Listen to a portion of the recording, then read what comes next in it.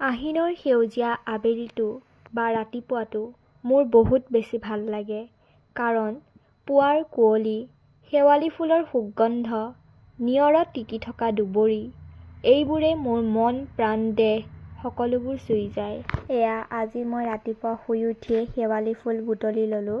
এই শেৱালি ফুলেৰে মই এটা সুগন্ধ আৰু সুস্বাদু ৰেচিপি আপোনালোকৰ মাজত আগবঢ়াম। আপোনালোকে ভিডিঅ'টো স্কিপ নকৰাকৈ শেষলৈকে চাই থাকিব। এটা পিঁয়াজ মই এনেধৰণে কাটি লৈছোঁ আৰু আদা নহৰু সৰু সৰুকৈ কাটি লৈছোঁ। জলকীয়া ৩-৪টামান কাটি লৈছোঁ আৰু ধনিয়া কাটি লৈছোঁ।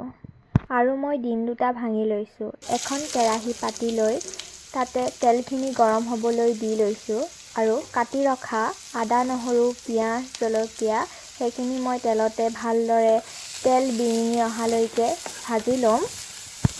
এয়া চাওক, পিঁয়াজখিনিৰ পৰা তেলখিনি এক্সট্ৰা হৈ গৈছে। ইয়াতে মই বুটলি অনা শেৱালি ফুলখিনি দি দিম।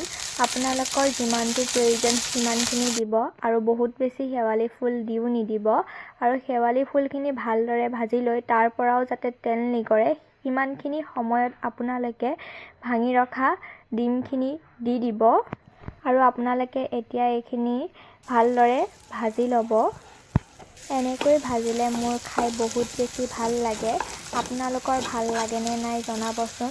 আৰু এইটো ৰেচিপি বহুত সহজতে আৰু কম সময়তে বনাব পাৰি। এতিয়া ইয়াতে মই ধনিয়াখিনি দি দিলোঁ আৰু ভালদৰে লৰাই গেছটো অফ কৰি দিম।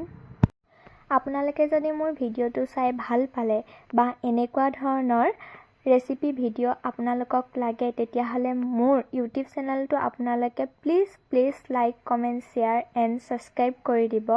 আজিলৈ আহিছোঁ, বাই বাই। আকৌ আপোনালোকক এনেকুৱা সুস্বাদু ৰেচিপি লৈ আপোনালোকৰ মাজত আহিম। Bye bye.